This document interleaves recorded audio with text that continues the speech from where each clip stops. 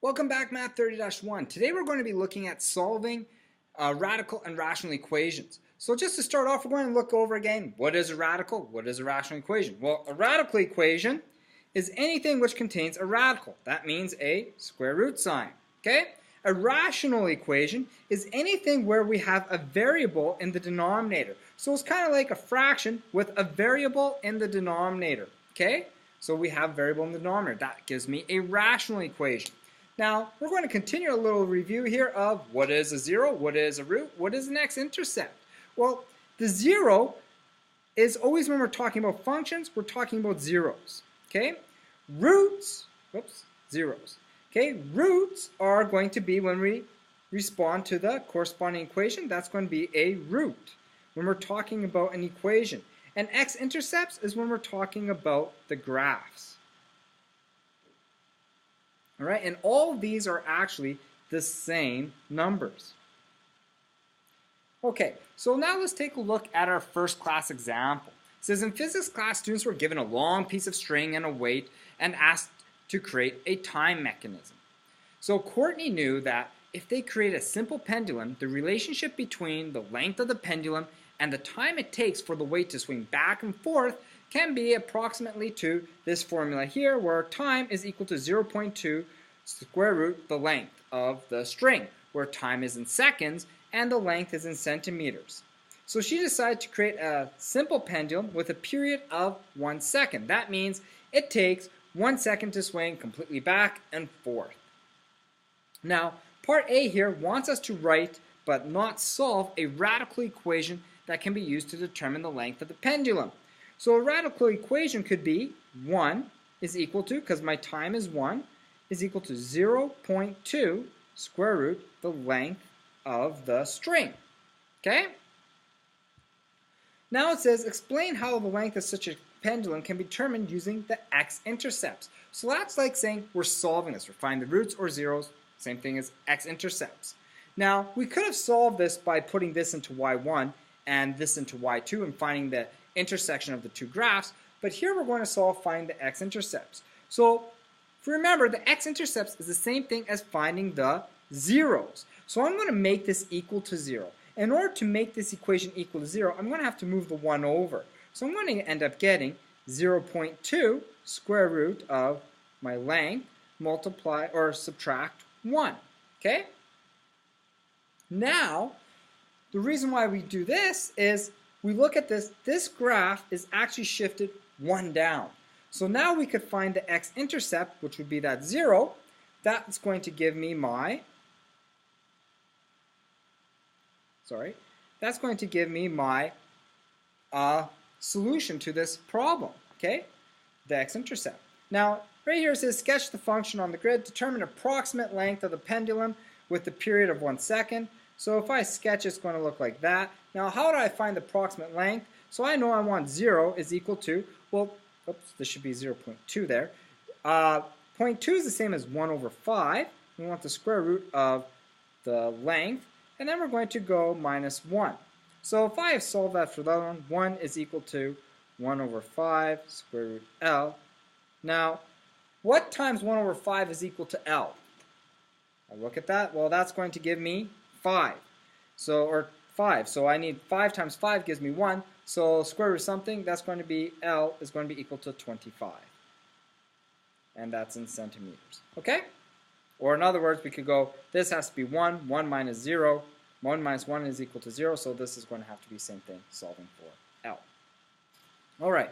So now let's take a look at class example number 2. So class example number 2 says, a partial graph f of x is a radical function with an integral 0 as shown.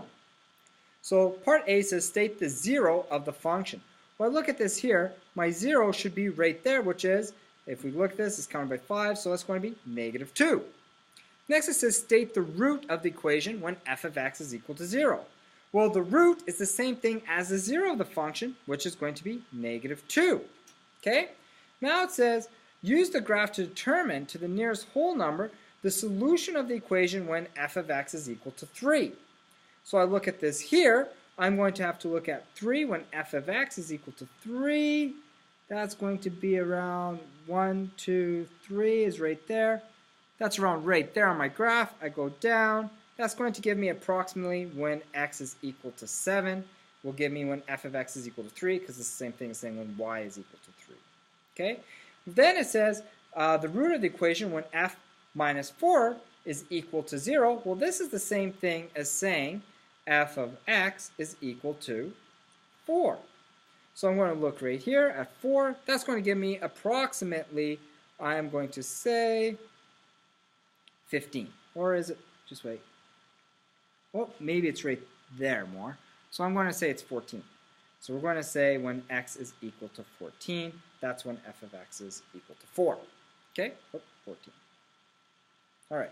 Now, in each case, explain how to use the graph f of x to determine the approximate solution given the following equation. Well, if I look at this here, this means we shift the graph 6 to the right. So x got replaced with x plus 6. So the graph actually got shifted 6 units to the left. So the graph is shifted, so translated, 6 units left.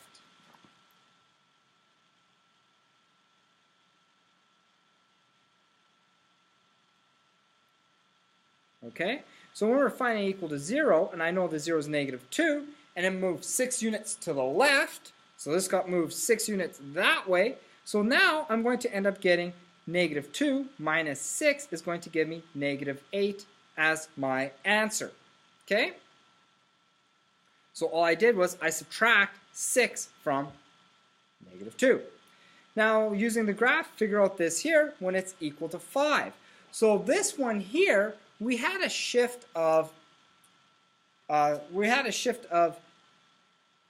3 units to the right because x got switched with x minus 3, which means we have a translation of 3 units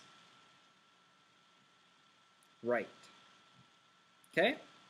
So all I'm going to do is find out when it's equal to 5, which is right here, which is about 1, 2, 3. It's going to be right there. So 23 is when it's equal to 5. And then we want to move it 3 units to the right. So I go 23 plus 3 is going to give me a total of 26 is going to be my value. 3 units right. So I add 3 to when the graph is 5. Okay? All right. So let's take a look at classroom example number 3. It says consider the following functions. We have 2x minus 3 is f of x, and we have g of x, x minus 1, and h of x, which is x plus 5.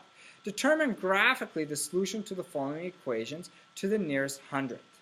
So here we want to put in when we have f over g of x minus 5.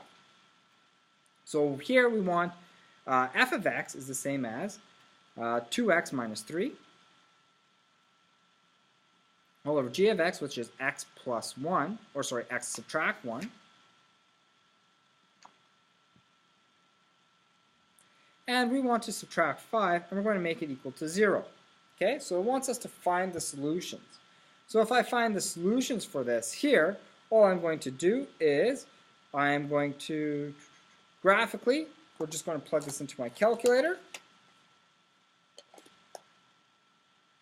put into my y equals, clear that off, and I'm going to have bracket 2x minus 3, and I'm going to divide that by x minus 1,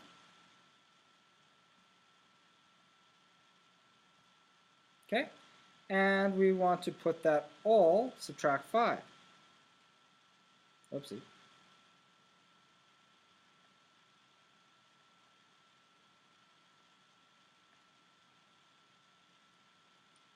And we're going to take away 5, and we're going to graph it.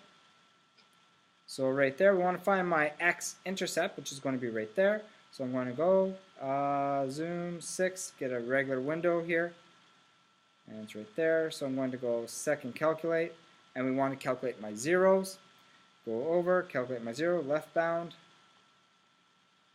right bound, it's going to be somewhere there, go there. There's my guess. So my 0, it says here, is going to be 0.67. So it's going to be x is equal to 0.67. So this one here, we want the square root of f of x when it's equal to g of h of x. Okay?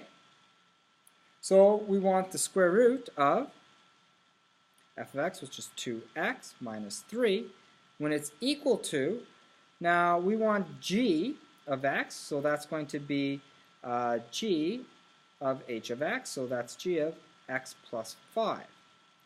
So we're going to put in x of plus 5 into x minus 1, which is going to be x plus 5, subtract 1.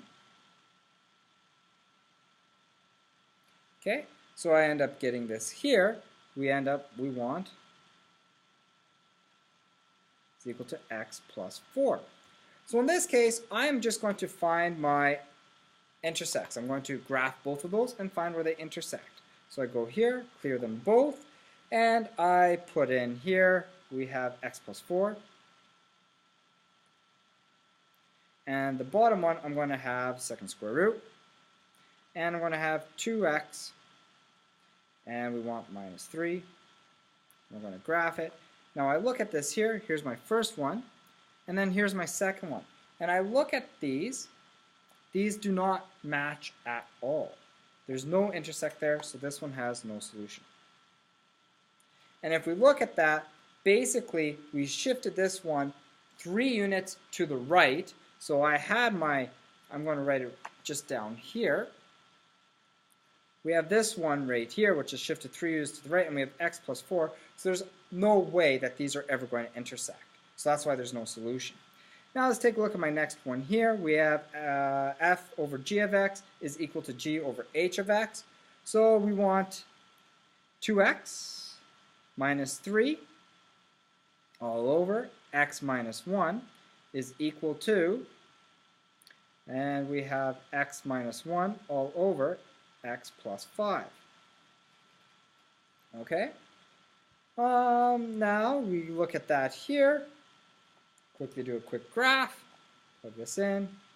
I want 2x minus 3, so I'm going to plug that in here. We have 2x subtract 3.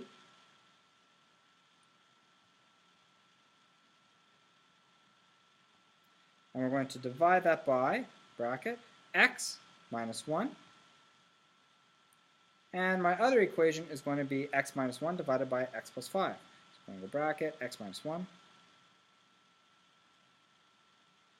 And I want to divide that by x subtract 5, or x plus 5.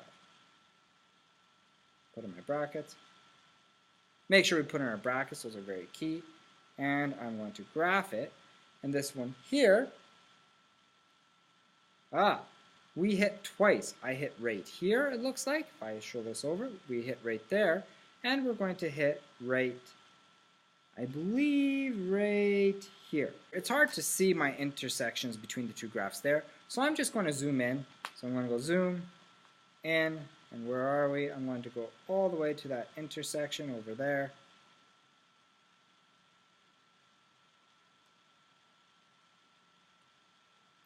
I'm going to zoom in right here. And in here we're going to see my intersection. It's right there. So I'm now going to go second calculate, and I want to find the intersection of the two graphs. So my first curve is around right here. My second curve is around there. My guess is going to be there. And I get negative 10.52. So one intersection is when x is when x is equal to negative 10.52. And now we have to find my other one. So I'm going to go zoom 6, zoom out, look at it here, and we have my other one, which is somewhere over there. So I'm going to go over here, and I want to zoom in, whoops, zoom in somewhere over here.